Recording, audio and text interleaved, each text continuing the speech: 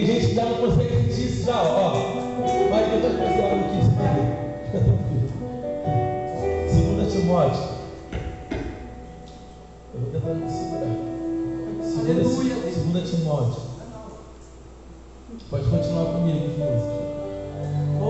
Isso, obrigado. 2 Timóteo, capítulo 2. É o tema dessa vigia. O pessoal do Data Show, isso me ajuda, tá, gente? Vou precisar muito de você, tá? Fica ligadinho comigo aí. 2 Timóteo, capítulo 2. Hoje. Versículo 26, que diz: de repente a minha tradução está um pouco diferente, mas vocês vão entender. Para que assim voltem à sobriedade, ou despertem, e escapem da armadilha do diabo, que os aprisionou para fazerem a sua vontade.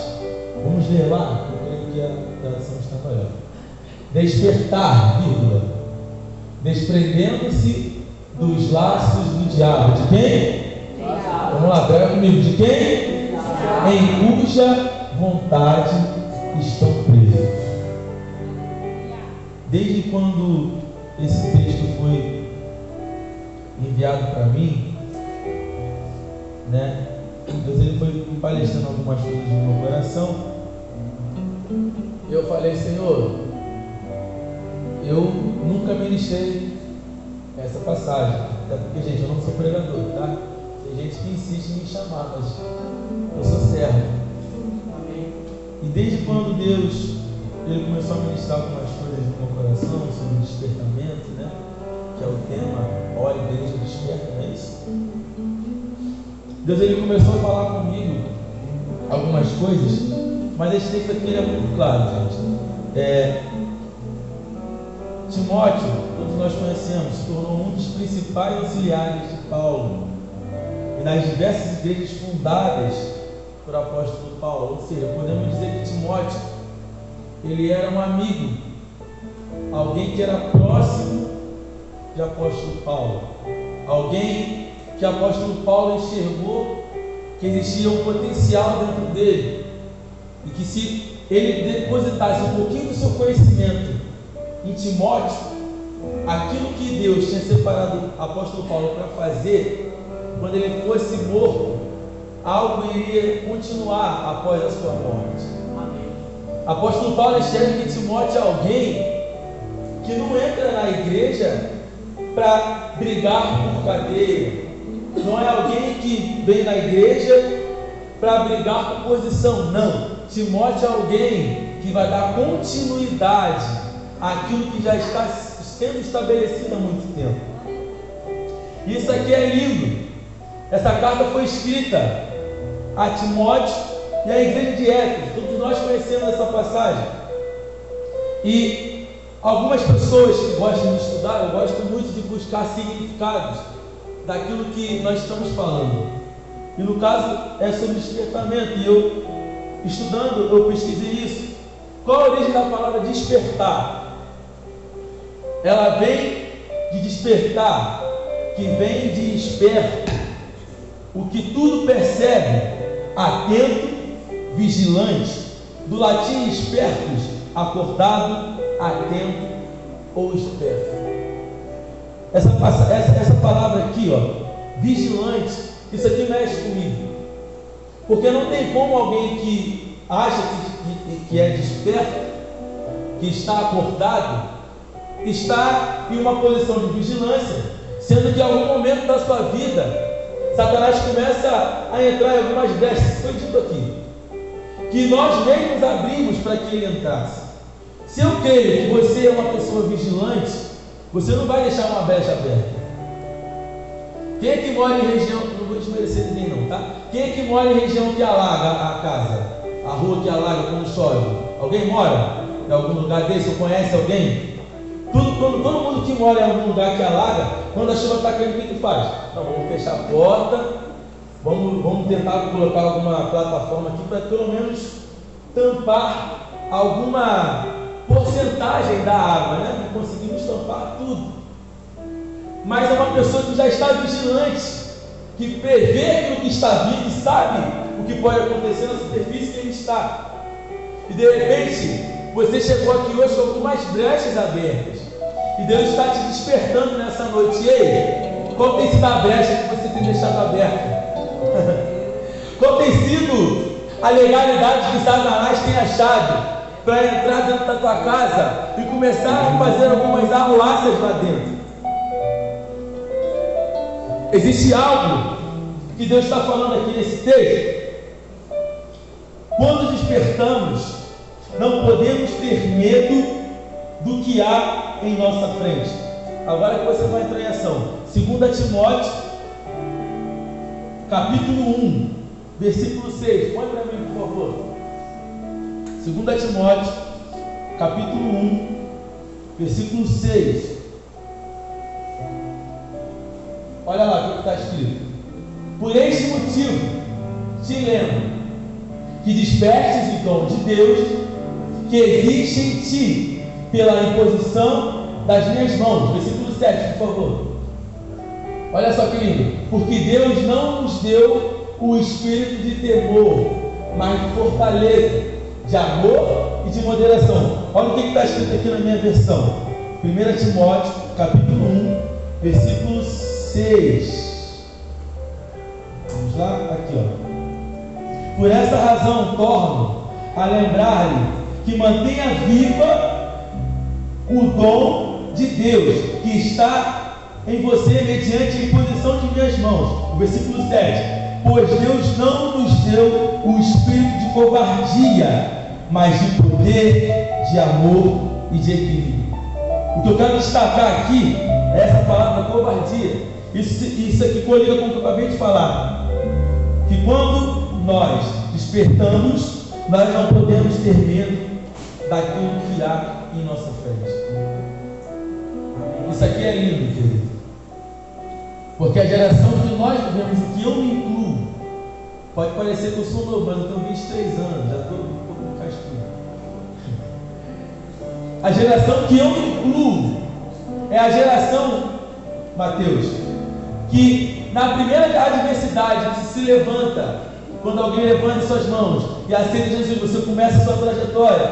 E na primeira dificuldade que aparece, são os primeiros a terem medo daquilo que está à sua frente.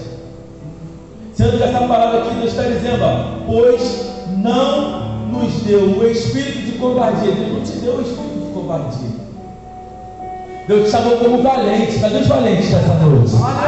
Deus te chamou como valente.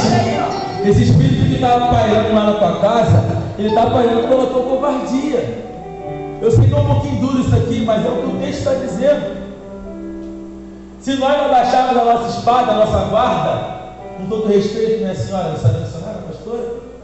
Pastora, né? Pastora, com todo respeito. Se nós baixarmos a nossa guarda, o diabo vai ver que você está com medo, vai começar a fazer tudo que ele quer dentro da tua casa. Eu nunca vi um soldado em meia guerra andar com o fuzil para baixo. Eu nunca vi. Se você está preparado para a guerra, você tem que estar com o seu armamento preparado para aquilo que está vindo diante de você. E Deus te chamou aqui nessa madrugada hoje para você voltar à coragem que você tinha lá atrás. Lembra lá no início da tua trajetória? Lembra quando você começou, que você queria expulsar demônio de todo mundo que estava na rua? Lembra? E agora um demônio que está dentro da tua casa, você não consegue mais ter força para tirar. Deus está te despertando nessa noite. Ei, antes de você querer fazer fora, faça dentro da tua casa. Faça dentro do teu lar. Antes de querer consertar a casa do vizinho, conserta a tua casa. O gramado do vizinho é mais velho porque ele cuida do gramado dele. E o seu está se desgastando. E sabe o que é o mal? É que a gente se preocupa muito com o exterior, o fora. Não, eu tenho que trabalhar. Não, eu tenho que ir para o ensaio da igreja. Não, eu tenho que ir para o monte. E a nossa casa está se destruindo. Os nossos filhos estão se destruindo. Casamentos hoje em dia de divórcio virou moda. Moda. Deus está te chamando hoje, querido, para você se despertar. É necessário despertamento. É necessário você se levantar como Gideão. Deus te chamou como guerreiro. Deus te chamou como guerreira. Oh Deus. O diabo não pode ficar brincando dentro da nossa casa, não, gente. O poder de Deus, aquilo que ele, aqui, ó, ele disse aqui, que foi mediante a imposição de minhas mãos, aquilo que Deus colocou dentro de você. O diabo não pode tirar o poder de Deus. E o pior é que o diabo tem raiva da gente porque a gente consegue manifestar o poder de Deus. E ele não pode fazer isso. Não pode. Não. Mas você tem a chave. Você tem a presença. Cadê você que tem a presença? Cadê você que tem a glória? Você tem o Espírito Santo. O véu do tempo se rasgou, Mateus. O véu do tempo se rasgou e agora você pode assistir ele.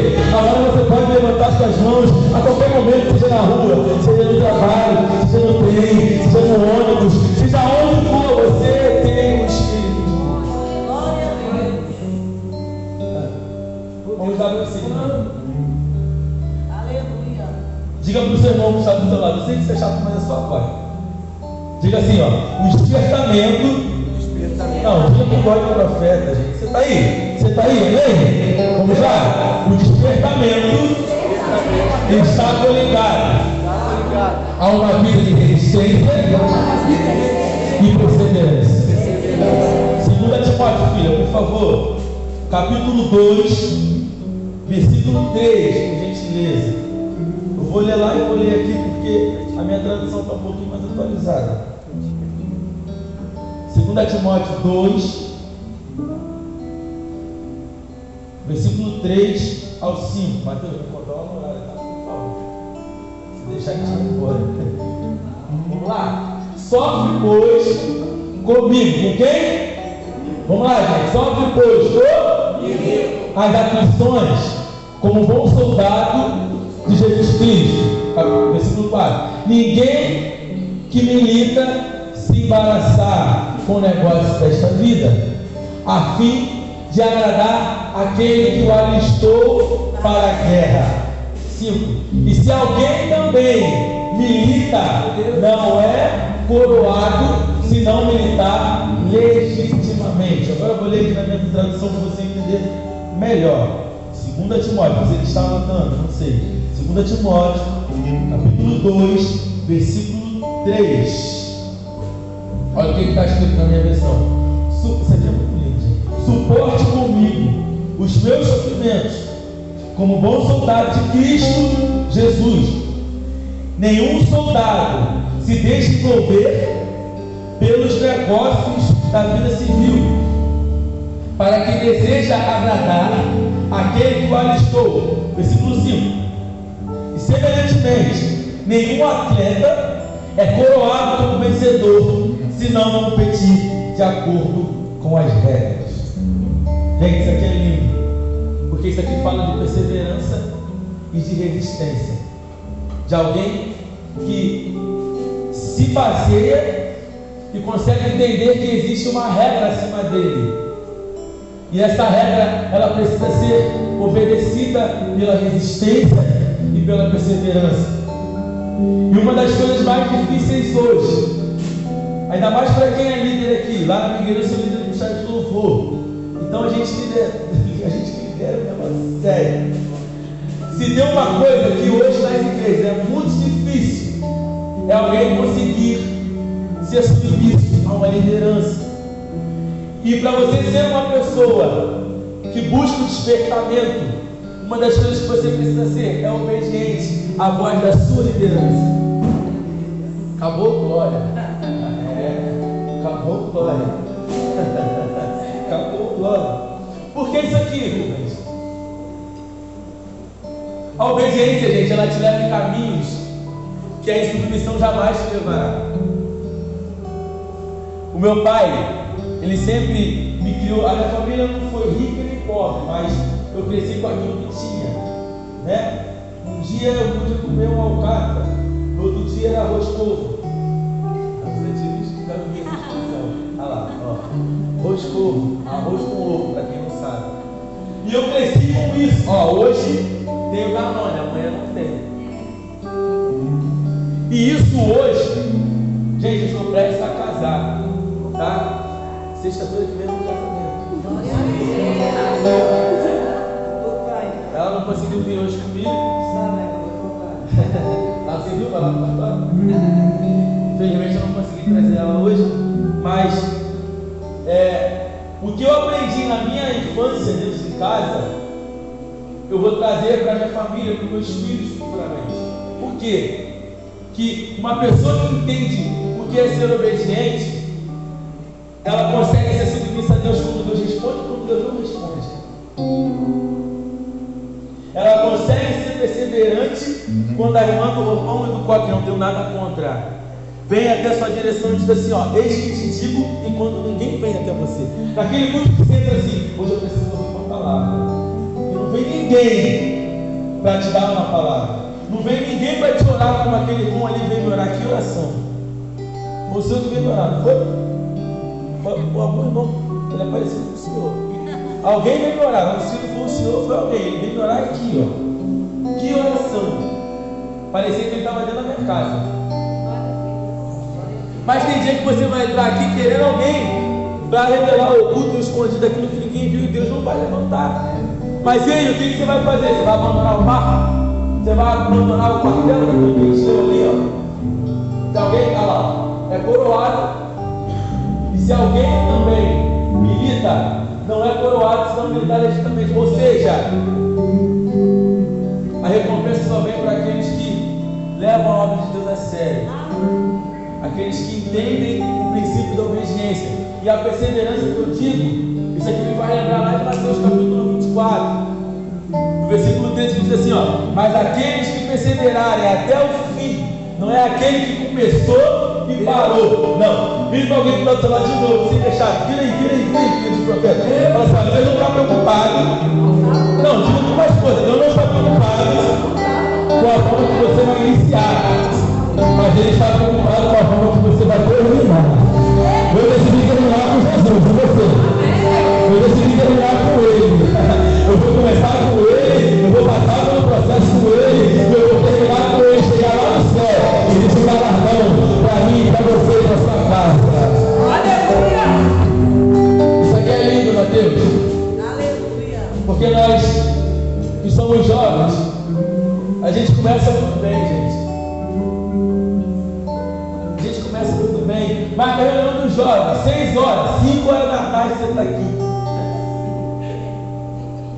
Já foi assim. Eu não estou falando do evangelho mentiroso, não, gente. E eu estou sendo muito realista aqui, porque eu não preciso falar a palavra difícil para você entender aquilo que Deus está dizendo. O evangelho que eu aprendi é da simplicidade, é da verdade, é daquilo que você está passando. E no início a gente fala tudo. Marca onde? Meio-dia o cara está. Marca vigília até 8 da manhã, ele fica. Mas depois, conforme você vai combatendo um bom combate, você começa a ficar cansado. E existem pessoas que entraram aqui nessa noite, nessa madrugada, e já estão cansados. Mas não é cansado, isso não é pecado, não, Mateus. O evangelho que muita gente pregou, bastante passagem, não tem nada contra. É o evangelho que, se você está desanimado, isso é pecado, é manco. Não. O desânimo faz parte. Na sua veia não corre azeite, corre sangue. Você é ser humano. Você tem o direito de um dia você chegar, eu não estou afim de ir para a igreja hoje. É o meu momento de ficar isolado. E tem pessoas que entraram aqui hoje assim, forçaram, queria estar dentro do quarto lá chorando. Mas Deus te pegou pela sua mão e falou assim, ei, não desiste não. Essa palavra é para você, tá? Não desiste não. Eu tenho que estar difícil. Não, missionário aqui para abraçar essa jovem, por favor. Que sério, não desiste não. Eu sei que está difícil, eu sei que está doendo, eu sei que está tudo dando errado, mas Deus está te sustentando. Uma vez que o cenário vai mudar, essa vigília vai mudar a história. Abraça ela nessa noite. Se você não está ligado, gente, não é o que Deus vai fazer nesse lugar. Essa vigília aqui é só para quem veio de verdade. Eu falei, mas que diabo é diferente.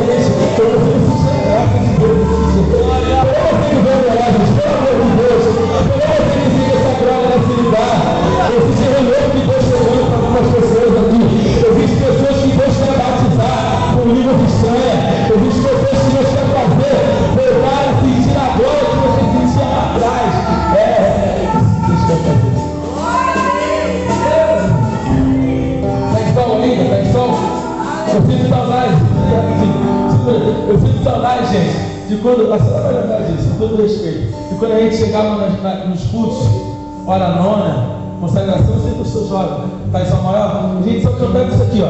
Nessa noite feliz, neste santo, aí já começava a levantar as mãos, ó. Eu marquei o encontro com Deus. Mas eu não precisava forçar nada, não precisava pedir para levantar a mão, porque vai sentir, ó, seu amor.